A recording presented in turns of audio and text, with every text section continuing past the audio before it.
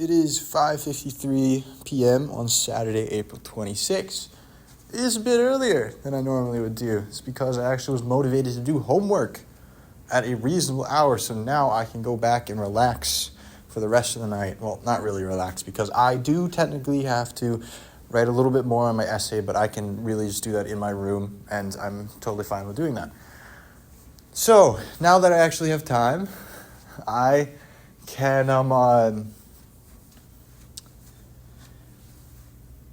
what was I going to say? I can talk about something that I actually wanted to talk about. So, it always happens this spring, in spring, is that I slowly go back to my EDM roots when listening to music. Like, I find that I'm listening more and more to, like, Alan Walker, K391. I get, like, Life Thorough. That's a V there, so I don't really know how to pronounce it. Like the Fat Rat, a bunch of other things, and I slowly get back farther and farther. And I am always really intrigued by that scene of like EDM because of one specific thing. And I think it really has to do with the bedroom producer era. And before I talk about what I want to talk about, I will like to say that since I've been doing, I think, the 115th day of recording this, plus another month and a couple weeks for when I was just doing it for myself, that now I'm at the point where I don't remember what I have not talked about, and going back to my titles, they're somewhat vague. And so I don't really know what some of them are talking about, and some of them don't actually just talk about one thing, and I just kind of titled it generally what the vibe was of the one I was talking about. But what I really want to talk about, because I've talked about music and I've talked about these producers and stuff, but the thing I've noticed is there's a lot of sequels within music, especially Alan Walker is one of the best examples because he started off with like the non-vocal, just bedroom produced music. Like the biggest one, Spectre, Faded. I mean, those are the two biggest ones. I mean, Spectre had its own weird meme phase, and it's a good song anyways, when it actually got a re-release with lyrics.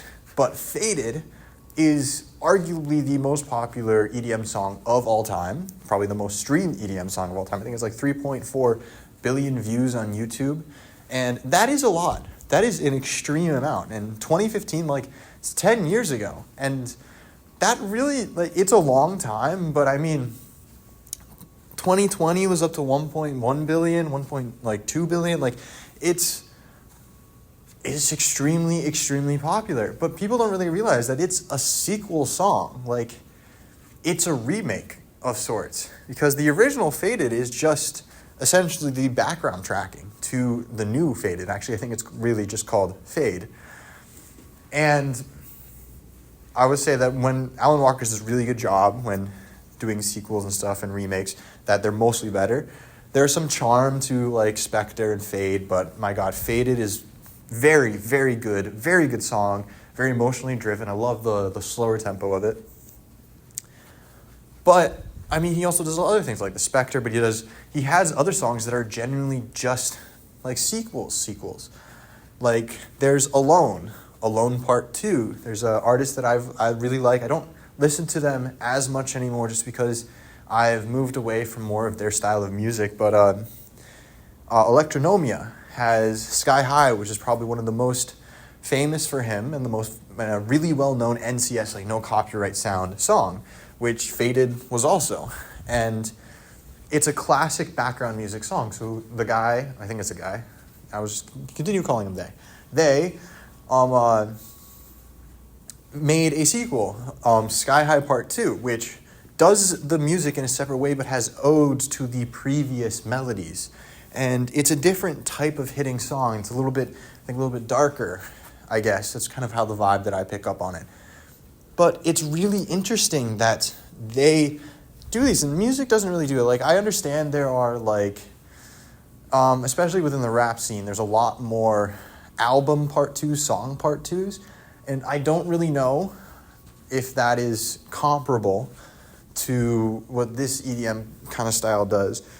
But the way I see it more is that the motifs and the stories are maybe a little bit more similar, but rather within the EDM, it's genuinely just the music.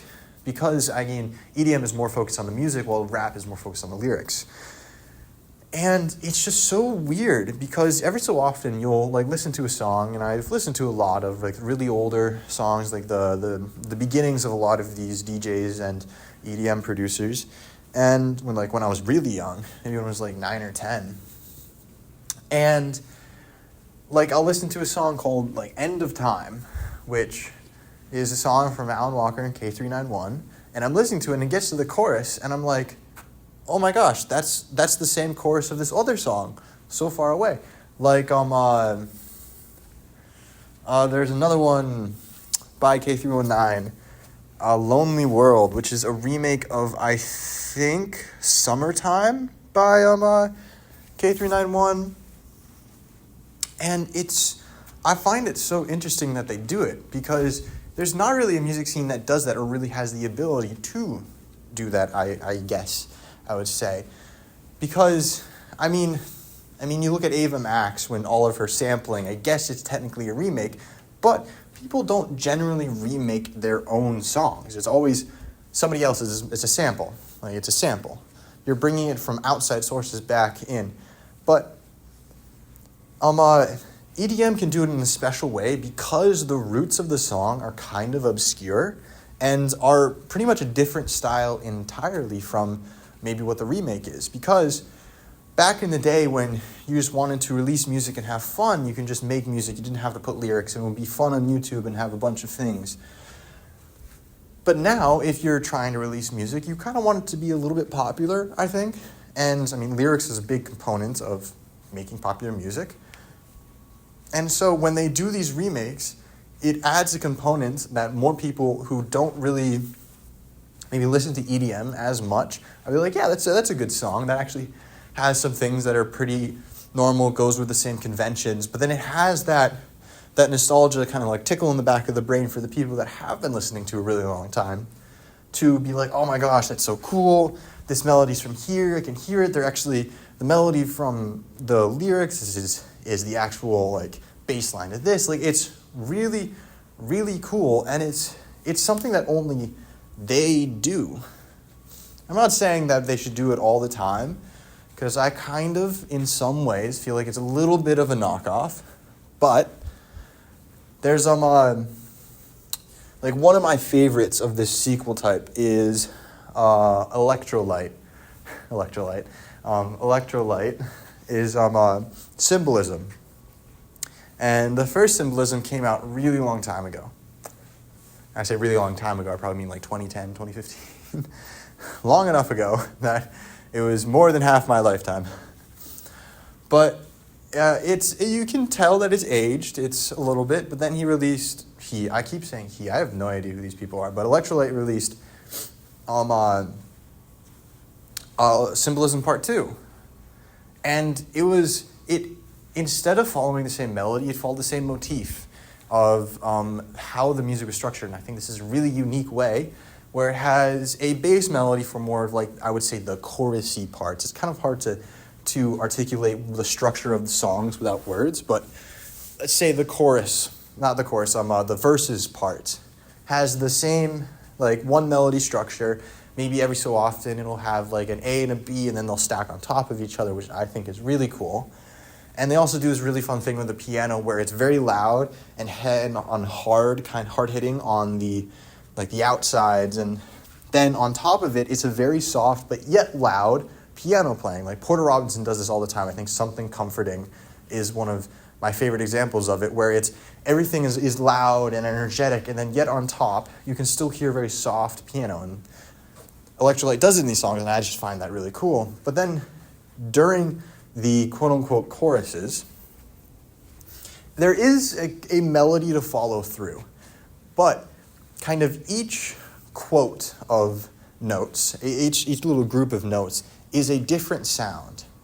So it has it has some backing tracks to it, and then it'll have the melody go through, and it'll be like 4 notes, different sound, 4 notes, different sound, 4 notes. And it's fractured, and I really, really think that's a really cool way of making music, and the only way you can really do that is through this EDM, because it's EDM, I've talked about this, it's all about sounds, and how it sounds, how the sound is the voice, and I think it's really cool how they fractured it like that.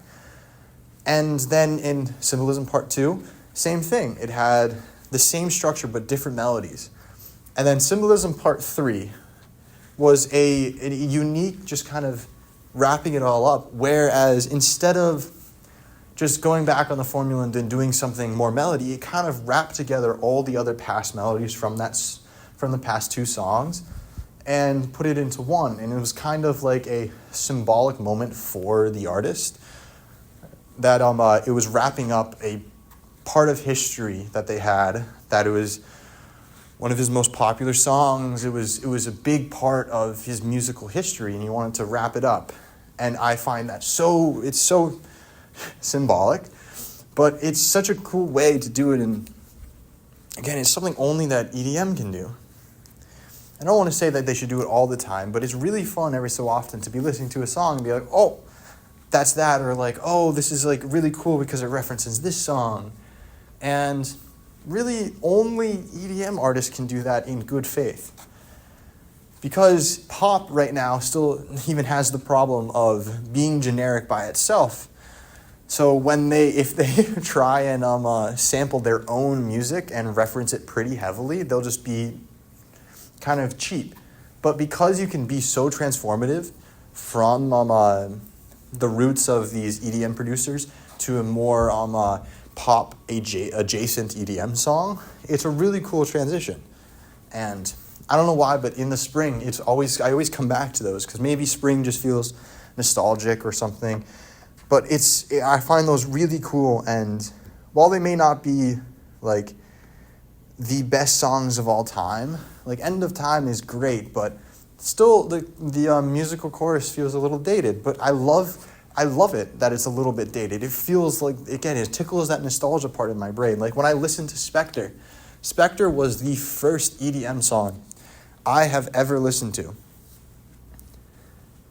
And so when I listen to The Spectre, it's something new that I feel comfortable listening out loud, because it's a genuine pop-adjacent EDM song. But then it has that tickle in the back of my head where I'm like, oh, I remember sitting in my old house like 10, 11 years ago, watching a random YouTube video on my parents' TV, and in the background tracking had that song. And I looked it up and was like, and that got me into EDM. I remember Spectre, Sky High, and Fade were the first 3 like NCS songs that I ever bought. And coming back around to them and hearing the remakes for Sky High Part 2, Faded, The Spectre is so, so fun. And it's really weird for me, because when I was listening to these songs, I was like 9 or 10. And now I'm much older.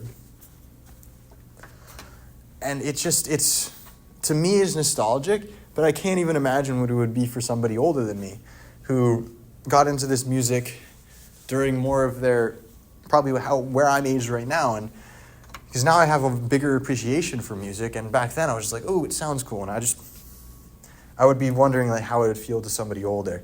But it's just really cool how they're able to do that, and the transformative way they can do music is so unique within this EDM scene.